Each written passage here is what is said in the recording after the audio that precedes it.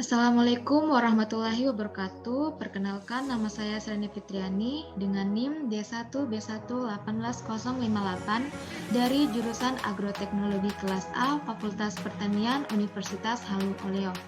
Dalam video ini saya akan menjelaskan tentang satuan internasional dan satuan non-internasional. Nah, langsung saja. Pengertian satuan pengukuran dalam sistem internasional atau SI. Sistem satuan internasional atau kita singkat dengan SI merupakan bentuk modern dari penggunaan sistem metrik dan sudah menjadi sistem satuan dan besaran yang paling umum digunakan. Tujuannya yaitu untuk membawa keseragaman gaya dan terminologi dalam berkomunikasi tentang pengukuran. Dalam sistem satuan internasional atau SI, terdapat 7 satuan dasar atau satuan pokok dan 2 satuan yang tidak memiliki dimensi. Selain itu, dalam sistem SI terdapat standar awalan-awalan atau prefix yang dapat digunakan untuk penggandaan atau menurunkan satuan-satuan yang disebut besaran turunan. Nah, ada 7 satuan dasar dalam sistem satuan internasional, yaitu panjang, massa, waktu, suhu, arus listrik, intensitas cahaya, dan jumlah molekul, serta satuan tambahan SI yang tanpa dimensi adalah radian dan steradian. Nah, ini merupakan tabel dari besaran pokok untuk satuan pengukuran SI, di mana besaran panjang memiliki satuan meter dengan simbol M kecil.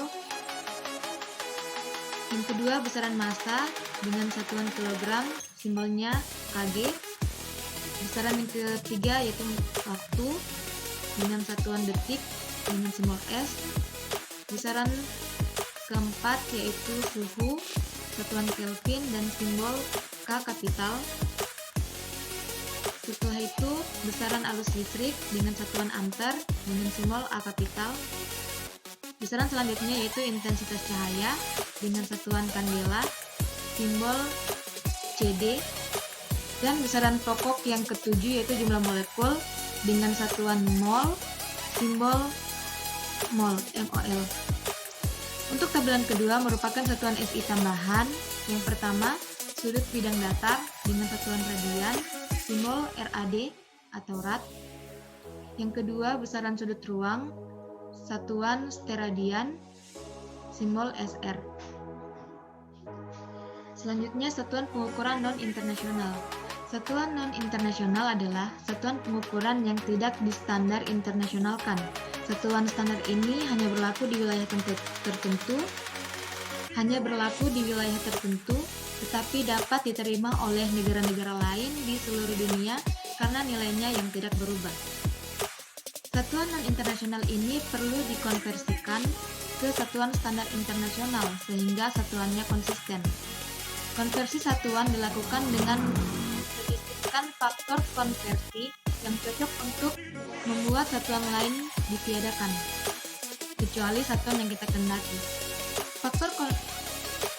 Faktor konversi merupakan perbandingan dua satuan besaran sehingga sama dengan 1. Nah, contoh bagaimana mengkonversi satuan non-SI ke SI.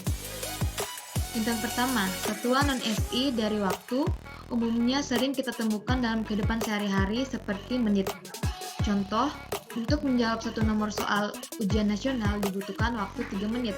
Seperti yang kita ketahui bahwa satuan internasional untuk waktu adalah detik. Sehingga untuk mengkonversi 3 menit tersebut ke dalam satuan internasional adalah diketahui 1 menit sama dengan 60 detik. Maka untuk 3 menit membutuhkan 180 detik. Contoh yang kedua yaitu satuan non-SI dari panjang, salah satunya adalah inci. Contohnya untuk ukuran TV. Misal, TV tersebut berukuran 42 inci, maka untuk mengkonversi ke satuan internasional yaitu meter dapat dihitung. Diketahui 1 inci sama dengan 2,54 cm. Jadi untuk 42 inci sama dengan 106,68 cm. Nah, untuk mengubahnya ke satuan meter, maka sebelumnya diketahui bahwa 1 meter sama dengan 100 cm, sehingga 106,68 cm sama dengan 106,68 dibagi 100 sama dengan 1,0668 meter.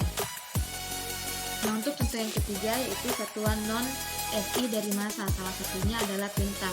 Contoh, seorang ibu membeli beras 100 karung dengan berat keseluruhan sebesar 50 kuintal. Untuk mengkonversi ke satuan internasional yaitu kilogram, maka dapat dihitung.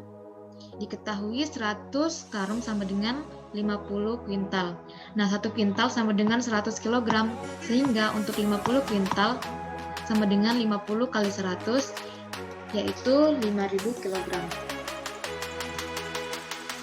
Nah, mungkin itu saja yang bisa saya jelaskan tentang sistem satuan pengukuran standar internasional dan non-internasional. Apabila ada salah kata mohon dimaafkan. Wabillahi taufiq wal hidayah. Wassalamualaikum warahmatullahi wabarakatuh dan terima kasih.